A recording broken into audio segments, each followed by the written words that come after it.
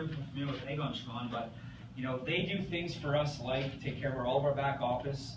They'd help negotiate all of our contracts with companies like Franklin Templeton, Invesco, iClarendon. Does that make sense? Okay, cool. Here's what we do. Okay? At the end of the day, here's the average cash flow of a Canadian family. We find it breaks down half the living expenses, a quarter to taxes, and a quarter to debt, and then a little bit of savings. Right? Not a lot of people saving money right now, is there, Sean? I mean, you probably know a few people that aren't saving money. Right? Yeah, we can. So, the traditional industry will sit down with somebody and they'll cut somebody in living expenses. They'll say, hey, you know what, Siobhan, you got 2 kids, you might have to sell one. Okay? Kid plays sports, better not be a goalie, pads are $2,000, they'll put people on a budget. Right? If you like to drink Starbucks, you better cut that out. I actually had a client tell me once, I'd rather retire broke than give up Starbucks. At the end of the day, putting people on a budget to retirement doesn't work. Right? It's like putting somebody on a 25-year workout program. Right? If you work out every day, you eat healthy for 25 years, you'll look like Arnold Schwarzenegger. But life happens. Things get in the way. So instead of starting over here, we start on this side, go, look, because we deal with investment firms, banks, and insurance companies, we have strategies to get people out of debt faster. Take high interest debt to low interest debt. Strategies to snowball debt. Say, look, you know what, here's your debt, let's pay it off in X amount of months. We also have strategies to get people lower tax deductions. We create cash flow. Okay, the average family that we sit down with, either initially or over time, we help free up between $500 and $2,000 a month. Of money that they're already spending. Okay, how do you think that makes most people feel, Sean? Yeah, how do you think that makes me feel as an agent?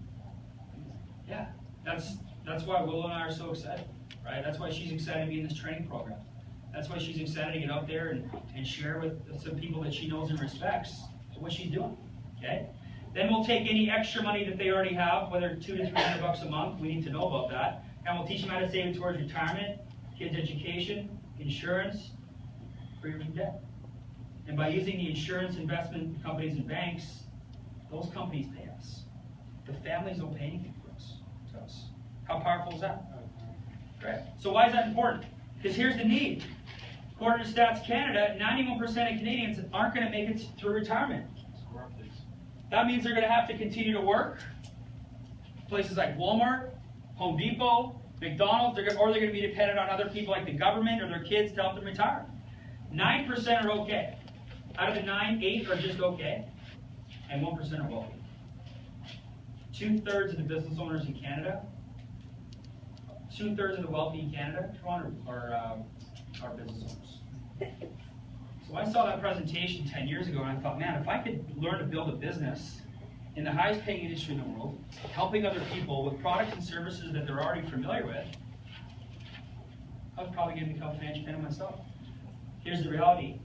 These 8 or 9%, they're the ones that get all the advice from all these companies. We take the strategies available to the 9 and we bring them to the 91.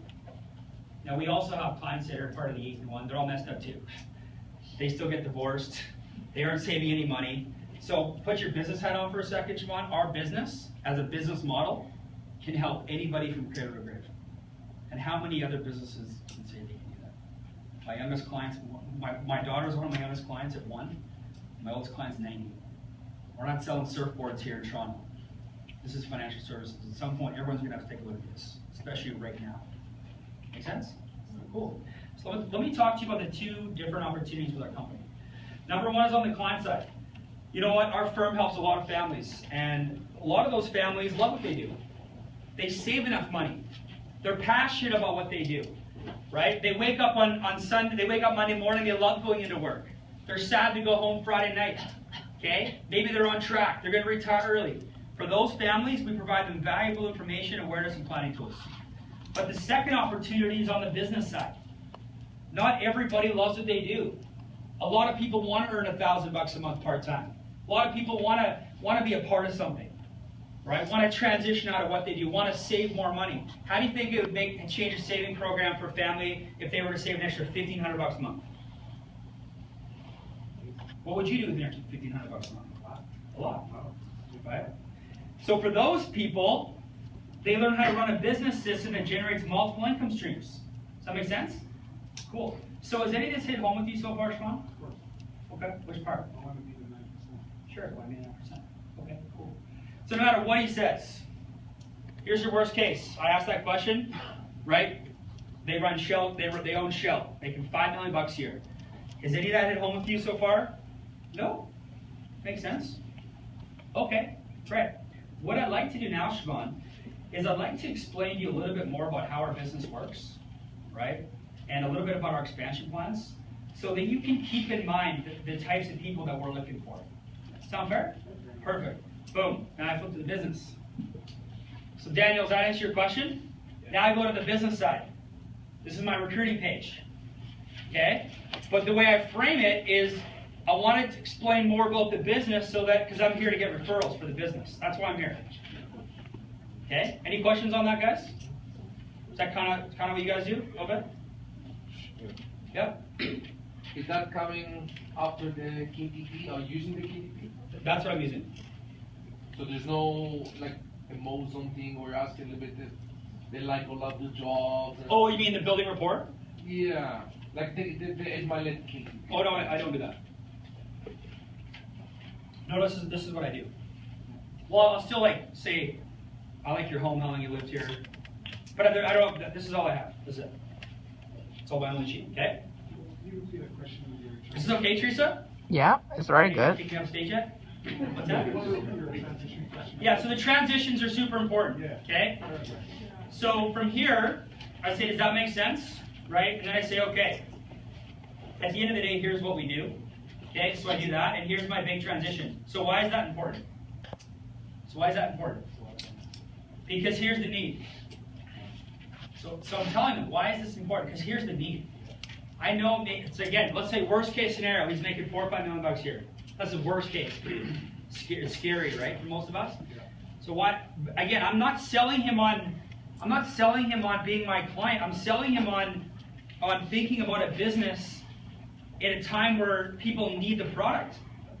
If he's a smart enough man, he's entrepreneurial minded enough, even if he's worth $100 million, he's going, maybe owning a McDonald's franchise makes sense right now. Maybe buying 5 7-Elevens makes sense right now. Maybe getting involved with WFG makes sense right now. Right? Or if not, he's going to give me some referrals. I'm there to sell my business on a shelf. I'm there to find referrals or get them interested on the business without making him feel like I'm trying to recruit him. So far, I haven't done any of that, right? I said, you know what, I'd like to show you a little bit more. So then I flipped the page over. So that was about, honestly, that would have been about 6 minutes if I hadn't done my little stops and starts. Okay, that's about 6 minutes. So then I come here, and I usually put a little white piece of paper.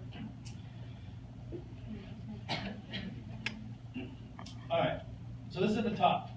So I just flipped it over. I got permission. Now I'm sharing our expansion plans. Okay? Say, listen, you know what, Siobhan? We believe.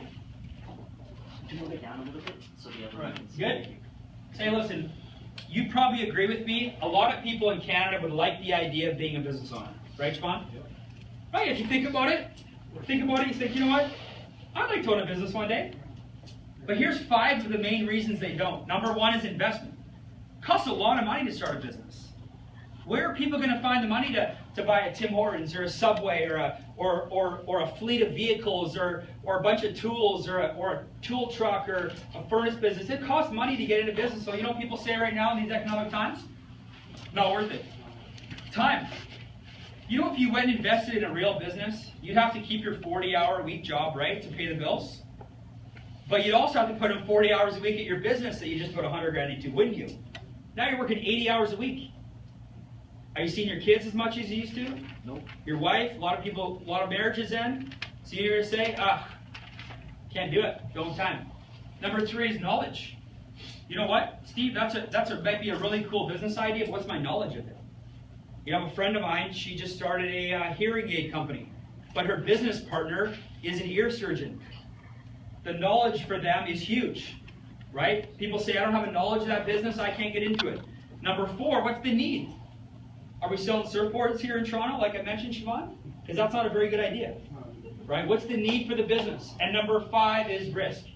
Look, we're all humans. We all want to know what's our worst case scenario. And the reality is, for most Canadians, our worst case scenario is bankruptcy. We lose everything. And for most people, that's enough for them to say, you know what? I'm going to just keep doing what I'm doing. I'm going to take my chances. Okay?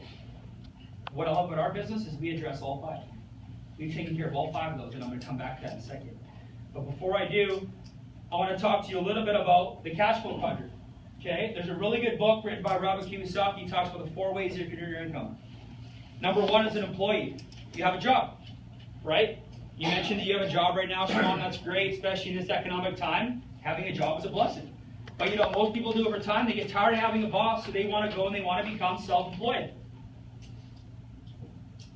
90% of North Americans are on this side of the pie. Here's the good part about being self-employed. You own your job. Nobody can fire you. But here's the downside to being self-employed. The more money you make, the less time you have. If you're self-employed and you want to double your income next year, what do you have to do? Double your hours, right? And now you see your kids half the time. You see your family half the time. And you tell a little story in there. The guy that just renovated my wife and my basement, he'd been renovating basements for 10 years. His name is Les. Great guy. He's like 39 years old. Wife just got diagnosed with cancer. Okay, they're the client of WFGs, by the way. Les comes to my wife and I and says, hey, listen, I just want to let you guys know I'm no longer doing basements anymore. I'm going to get a job with the school board in maintenance. We're like, Les, I thought this was your dream. He said, I thought it was my dream too, until I realized I can make the same amount working for the school board with benefits. So his self-employed dream is over because he was his business. The dream is not to be self-employed. The dream is to be a business owner. And I read a long time ago that the definition of a business owner is if you could step back from your business for 6 months and still get paid. You own a business. And you want to own a business with a system. Great example is McDonald's. You pay $1 million for McDonald's, you'll make between $300 and $400 grand a year, and it's run by teenagers. And once that thing's up and running, you can walk away for 6 months and still get paid. Our business has a system to generate income so that you can now become an investor, which is the I quadrant. You get your money working for you. Most people become an employee and they try and invest the rest. How's that working right now, Siobhan? It's not, right? So our business has a system where you come on board, you get a government license. It's the highest regulated industry in Canada. You can't just walk in off the street and start selling products. We're in business with some big-time companies, right? This is a real business. You come in, you get a government license, you become an agent, you start self-employed. Just like real estate. Come on board, you help people, you get paid. You help people, you get paid. But we're also going to give you an opportunity to build an agency. Just like RE/MAX, where you can come here and you can build a team of 10, 20, 100, as big as you want. We're not going to tell you how big or how small you need to build your business. It's depending on your goals. A lot like RE/MAX. And once you come on board and you get licensed, you get to access the 5 different ways we get paid. Number 1 is personal production. Somebody comes on board here, right? Someone comes on board, they help a few families, they get paid for what they do. Either by personal sales or by training other people. Number 2 is trails. And I always relate this to what they do. So what do you do for work, Sean? What kind of construction? What do you weld? Give me an example. Gates. Gate. Okay, so you're a welder, you're a gate. So imagine if every time that you welded a gate, every time that gate opened, you got paid 5 cents. That's residual income. Trails is on the money side. Every time we teach a family how to save money, we get paid every month for the rest of our career by those great companies to keep that client. We also get paid renewals on insurance. Every time a client pays an insurance premium, we get paid again. No different than your home and auto insurance now or your mortgage insurance now. It's the same way. Your broker gets paid. Once you become an agency owner, you build an agency, you get bonuses. But the 5th way is you get paid as an agency and you get to override your team. There's really 2 positions in someone's life. They're either getting overridden or they're overriding. And it's okay to get overridden for a while, as long as one day you have a chance to override. Unfortunately, as an employee, people will never get a chance to override. Give a mechanic example. A mechanic gets paid, whatever, $40 an hour. They get billed out at 75. Where does that $35 an hour go? Business owner. It's called override. We allow our agents to override their agency just like a real business. And I think, Siobhan, that's one of the reasons why right now we're attracting more business owners than we ever have in the history of our company. That's why we're so excited. Okay? So back up to the top. Let's talk about investment. When someone comes on board here, the first thing, so let's say again, say he's making $4 or $5 million a year, but this is his daughter. Say, listen, just so you understand how it works, when someone comes on board here, the first thing that we make them do is they have to get a code. It's $125 to get a code in Alberta. We ask them a background question, a bankruptcy question. We get them involved in the licensing program up front. It's $99. It's $225 plus GST to get started in our business. I know you're probably laughing at that, Shimon, right? If you're anything like me, you used to spend that on a Friday night at the bar. At least once in your life. I can tell, right? That's a nice. But you know what this company does? They'll allow us to start part-time. Because they don't want us training financially strapped. They don't want us putting a plan in place for a client because we need to get paid on Friday. They'll say, you know what, keep your job. Get licensed, start part-time, make some money, save some money, see if this industry is for you before you give up everything that you've built in your life. Knowledge is all shared. Look, we'll train financial people, but we would prefer to train somebody from the ground up. At Earl's, we did not hire servers, we trained new ones. Part of the interview process was if you've had serving experience, we weren't allowed to hire you. Everything's shared. Need, 91.9. At some point in everyone's life, everyone's going to have to take a look at finances. They don't need to drink health shakes. They don't even need to work out. Right? They don't need to buy jewelry. But at some point in everybody's life, they're going to have to take a look at their finances. Mortgage, debt, savings. And we're building ourselves for that moment. Last is risk. Here's the worst case scenario. There's no risk here. There's no risk. When I started, and I was just tell your story. When I started, Shimon, I looked at it and said, what's my worst case scenario? I came on board, I got a license, I started part-time, kept my job, I got an education here that I would never get at university. I helped a few people that needed it, I made a little bit of money part-time, and for some reason, 6 months from now, the business wasn't for me. And because of my association with WFG, I was better off. And that's our worst case scenario. And if people are willing to live with that, there's usually nothing to think about. So let me ask you a question. Are you happy with the path you're on or go for an opportunity? Okay, well here's the next step. We got to get your code. Here's the next step. I just read, yeah. Here's the next step. We got to get your code. You know what? Yeah, man, I just got to talk to my wife, say, you know what, Siobhan, no problem. What do you got going on Tuesday night you can't get out of? I got volleyball. So what do you got going on Tuesday night you can't get out of? Nothing. Okay, I'm co-hosting an open house down at our office. It's business attire, dress sharp. You'll be checking us out, but we'll also be checking you out. Right? Bring your partner. It'll be great to meet her. We'll put you on the guest list. I'll have my assistant confirm you the night before. Sound fair? Boom. Well, I'll have you here. Look, the purpose of the meeting was to share with you our expansion plans. Does anybody come to mind? Who do you know that they might be looking for an opportunity right now, Sean? Okay. Give me one name. What does Steve do? He's the restaurant manager. Okay, manager. Okay. What are some qualities about Steve? Why do you think he would do well here? Definitely hard work. Hard working. Okay, cool. Good. Who else? I got Andrew. Okay, Andrew, same thing. Little things. Yeah, and who else? Right, okay. Anybody else got in mind right now? Maybe on this one. Yes. Yeah, okay, cool. Yeah, all right, some quality is good. What's the best number to get a hold of Alyssa? Give me a number, okay. Or he'll say, you know what, I just want to talk to these people first. I'll say, you know what, no problem. Here's what I'll do. While we're here, let me grab the number. But you have my word that I'm not going to call these people until you've either touched base with them or you've given me the green light. Does that sound fair? So here's what we'll do. It's, what day is it today? It's Saturday. Why don't I, well, I'll see you Tuesday, right? But if I don't hear from you, why don't you give me a call Tuesday morning? If any of these people don't want me to call them, give me a shout. If they're okay with me calling them, you don't need to let me know. I'm going to call them Tuesday morning. Sound fair? Perfect. He's not going to call. I'll call them Tuesday morning. They never call the request. Awesome. And hey, look, you know what? We're a little ahead of schedule. We've only been here for 30 minutes. Hey, if you're open to it, I'd like to share a little bit more about how we help Canadian families. Boom. So step 1, step 2, step 3. FIN number, pillars. This takes me 5 minutes to do. Yeah. Do it. Thank you. All right, so we talk about building a bag of money. Everybody has a financial independence number, the amount of money they need to save up in order to retire on time. Okay? Most people know their PIN number, their SIN number, but very few people know their FIN number. Now remember, I already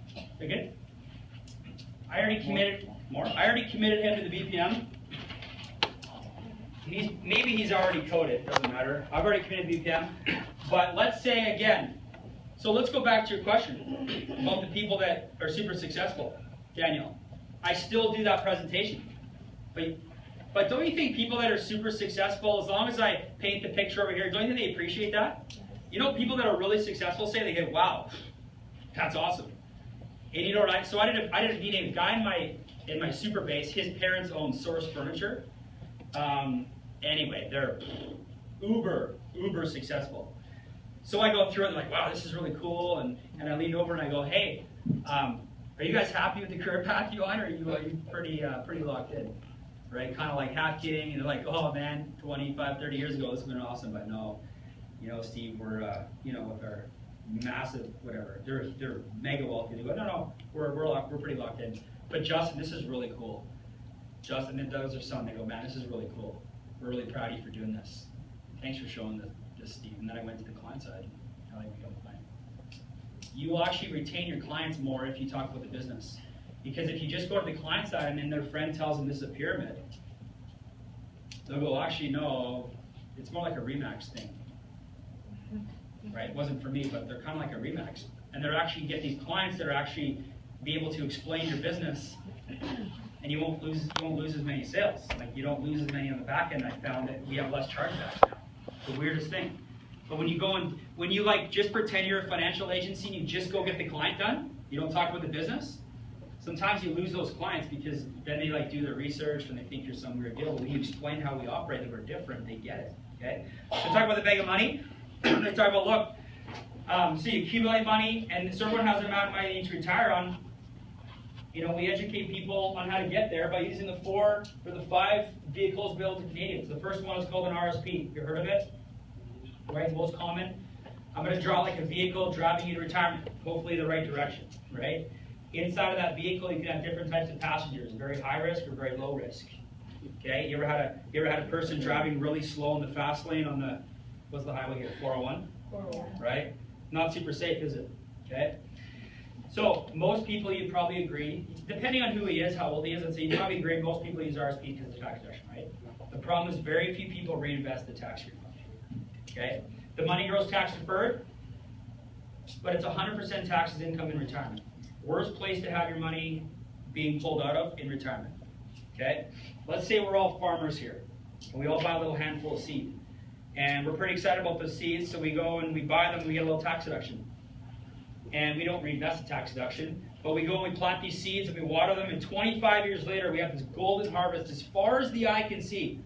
And the government, there of the combine, takes 50% off the top. Thanks for my tax deduction. Right? There's a second vehicle. It's called non-registered or open money. Okay? You can have the exact same investments, just different vehicle. Okay? It's potentially tax deductible if you set it up properly. Capital gains tax, which means it's half the tax in retirement and the government has no control. How would you like to pay half the tax in retirement fund? Right? Already better. I like the way you're thinking. Okay? The third one is a tax-free savings account. Tax-free savings account is another vehicle where you have different investment options.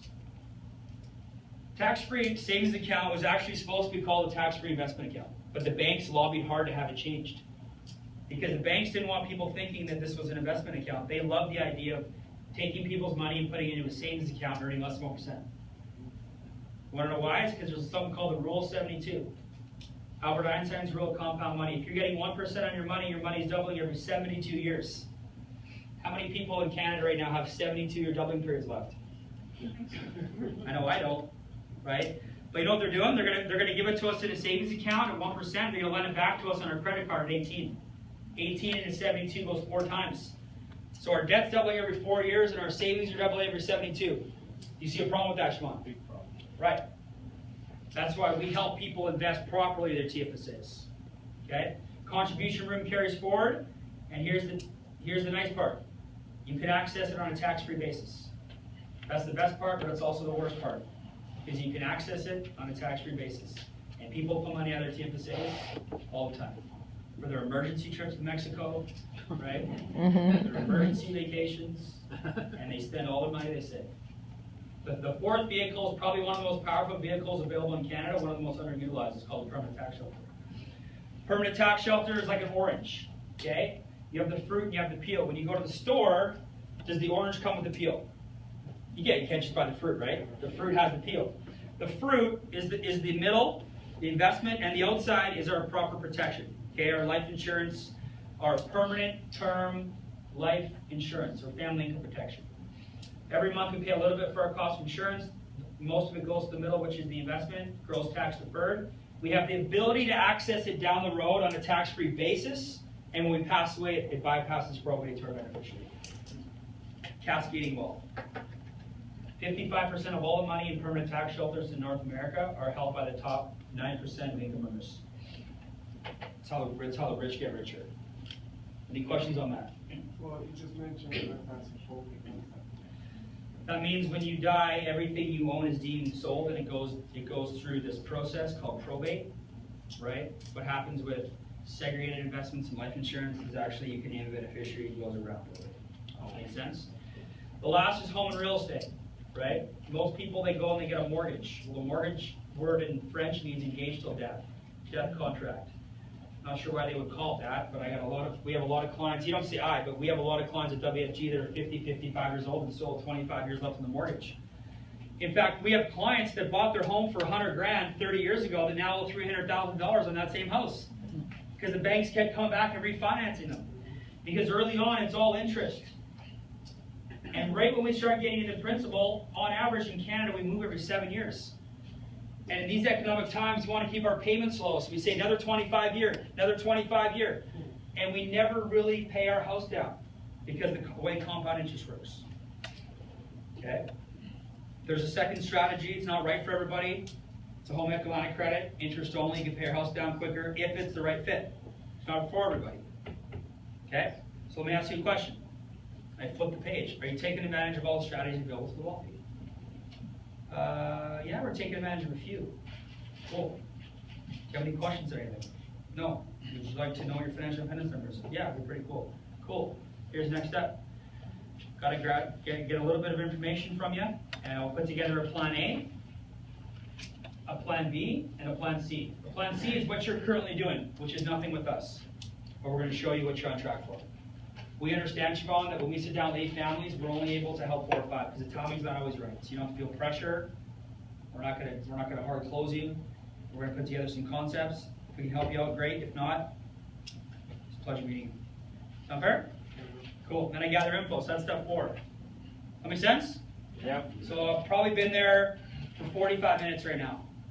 And I'll have an AMA done or and BPM invite, and I'll have info. And I always get we average 3 to 5 referrals on the business in the initial meeting. So you do 10 field training appointments, you should get 30 referrals for your new recruit. If you're not getting referrals for your new recruit, you're burning their market. Now they're through training and they have nobody to go see. Right? You know what I'm talking about? Yeah. Right? Kind of what your field trainer did to your market. Well, that's how I was started up. We didn't get enough referrals. I had a hard time. Okay? And step 3 is to start a business plan. First of all, is there any questions on that I just did? Yeah? What is PIN number? What do you call it? Financial independence number. So when I gather information, I use the software on my WFG because it's duplicatable. So they go and they plug in the information, and you can use whatever software you want. It'll say you need $2 million saved up to retire. Yep. What script do you use when you call those referrals on Tuesday?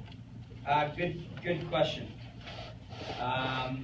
Where's my boys? There they are. I go ring ring. Hey Steve, this is Steve calling. Okay, let's switch names. Hey John, this is Steve calling. How you doing? Good. I catch you at a good time. Great. Hey, listen. The reason I'm calling is I was referred to you by a mutual associate of ours in Siobhan. You know Siobhan? Yeah, great. Hey, look, I catch you at a good time. Yeah, good. Okay.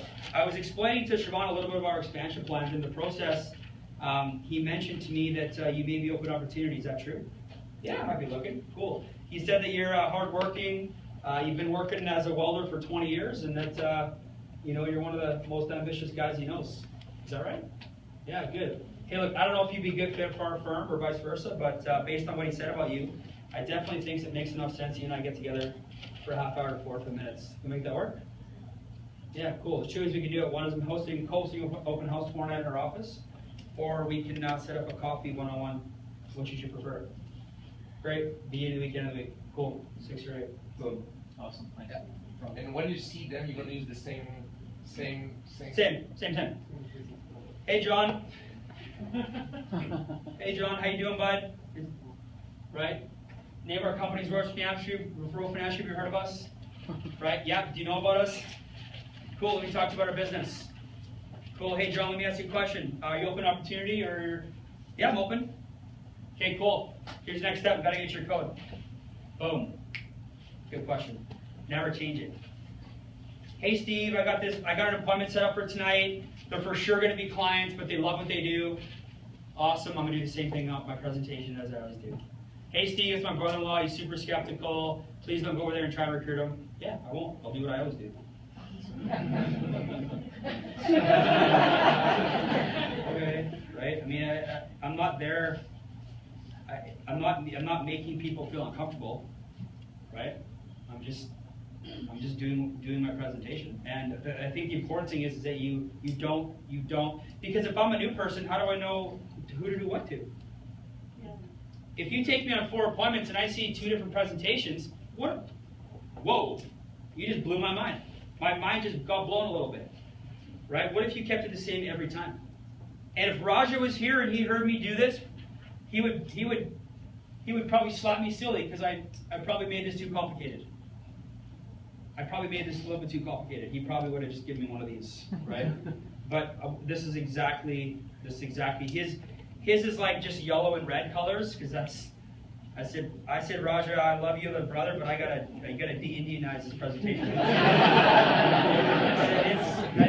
My culture needs to see more than yellow and red. That's right. And he was laughing. I mean, it's a good friend of mine. So I actually sent him a copy of ours. But anyway, good question. Any question? Yeah? Steve, how do you talk to a real estate agent? A real estate agent? Well, very difficultly. A real estate agent, I mean, we have a lot of mortgage brokers on our team. I don't know if you guys are mortgage brokers here, but we have a few realtors. And it depends on who it is. I mean, I either sell them on the concept of running this side by side with his real estate business, or I would sell him on the dream on residual income. I find real estate agents are the hardest people to recruit for me for some reason, because it's such an egotistical environment that they're in. I'm not saying they're all egos maniacs. We are sometimes, but it's hard to recruit a real estate agent. It doesn't.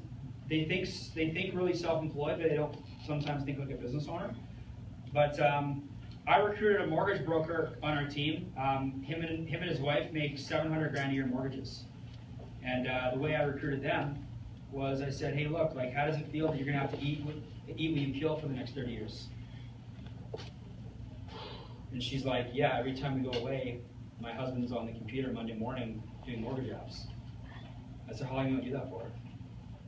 She's like, man, I don't know if we can do it much longer. So why do you come here? I'll teach you how to make $500,000 a year, completely residual. Over the next 10, you buy our left back. So mortgage brokers are easy to recruit. Real estate agents are easy too. You just got to find the right one that's open. But I just say, hey, Paul, Steve, Colin, how you doing? Good. Listen, the reason I'm calling is we've had a lot of success bringing on guys from the industry in the past. I mean, I don't know what our business is for you or not, but we have a huge residual component, back-end component, that I think someone like you would be interested in. So, again, I'm not here to waste my time or yours, but I definitely think they see enough value and I should get together for 15, 20 minutes. Let me show you what I do. So great, that's why we gotta get together. Yeah.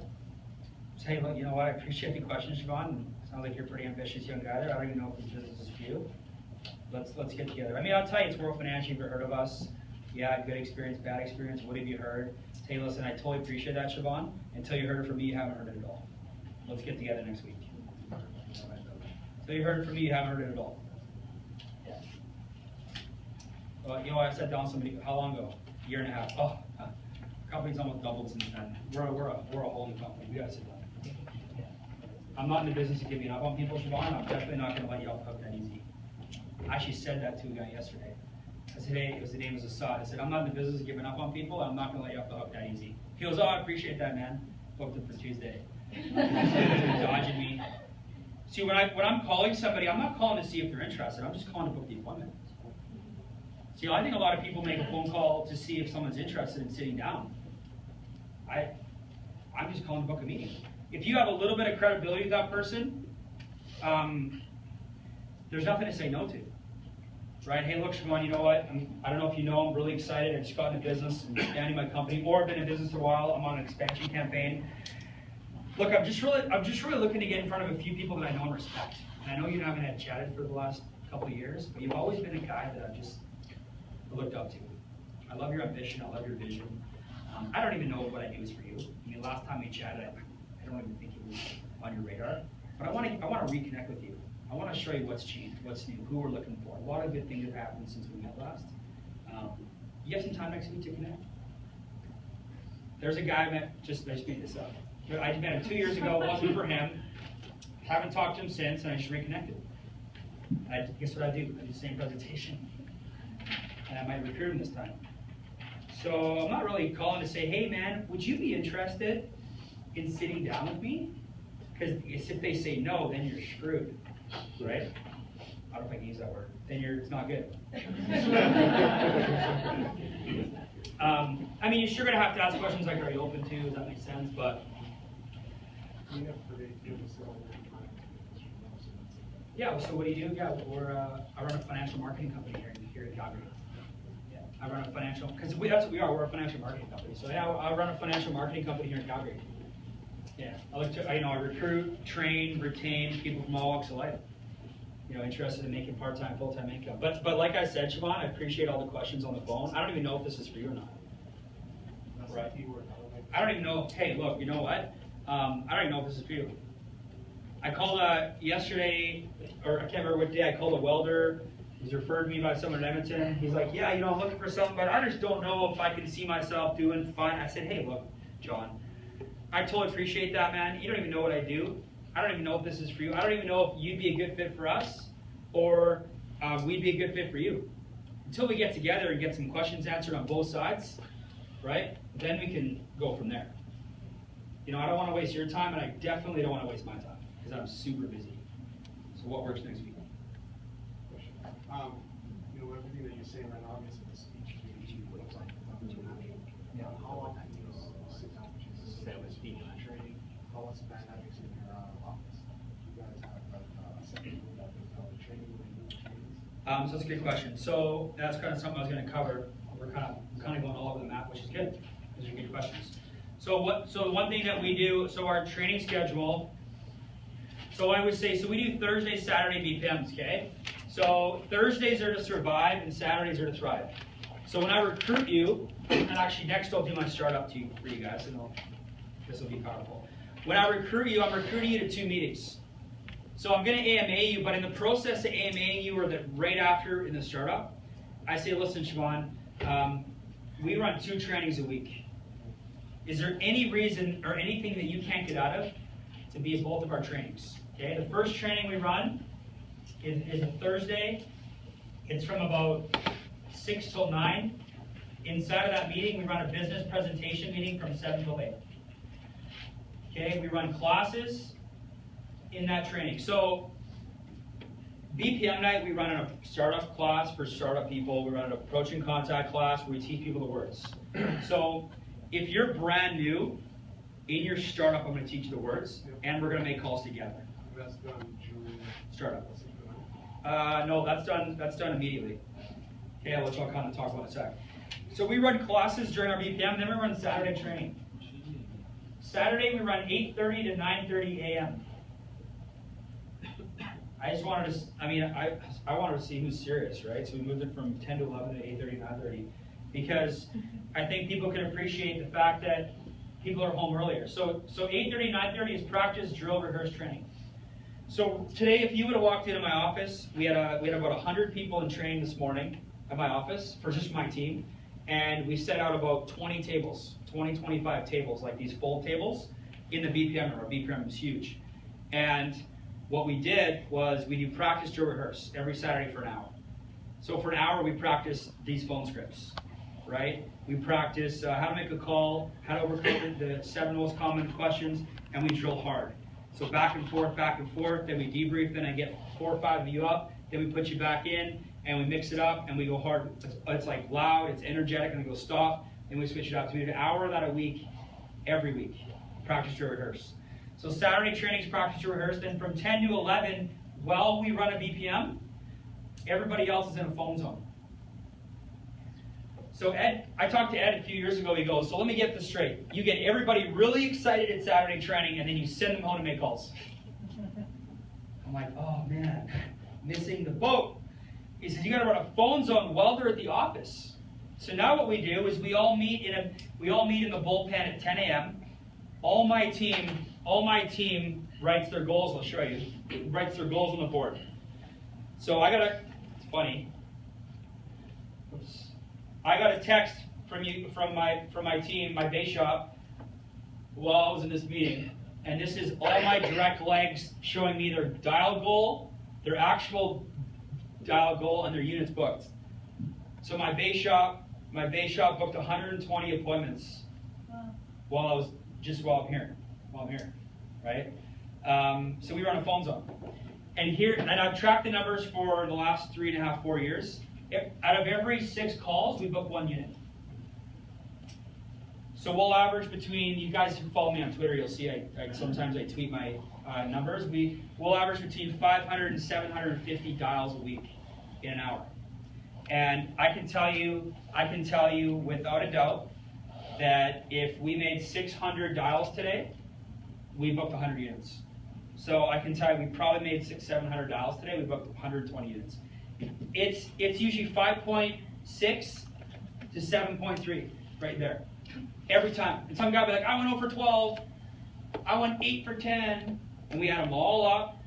So if you know that 6 dials is 1 unit, if you're building a team, what do you have to focus on? What? More calls. But how do you get more calls out of training? Well, you get more teammates there. Yeah. So just wrap your head around this for a second. You're building a team, and I'm calling you up and going, hey, I called my team Friday night. How many agents do you have confirmed for training tomorrow? 5. Do they all have a top 10 list? Yes. So now we have 50 names coming tomorrow for that leg. I say, hey man, you get your team to call all 50. Your team is going to have 8 to 10 new appointments next week. Holy crap, that's so awesome. Better make sure they all show up. Just calling them, texting them, boom, boom, boom. Then I say, hey Dave, you want to double the size of your units? You got to get 10 people to Saturday training.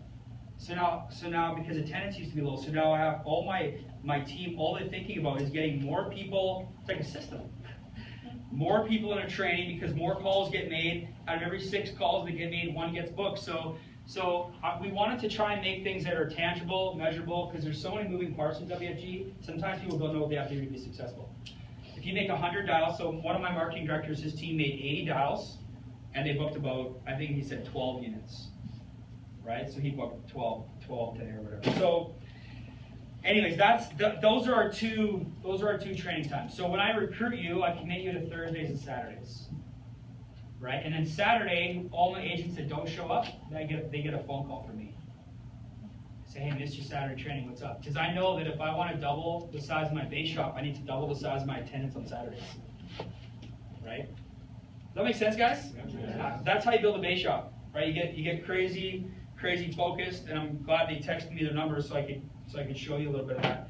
All right, let's do. We got time to start up, Teresa? 5:30. Yeah. Finish. Okay. All right. Okay, let's get that light. Should we get the light back on, or come in? You want lights off? Keep them on for a second. Yeah? Yeah, who's your SMD? Yeah, I'll get it to Rob. Then you can talk to him about it.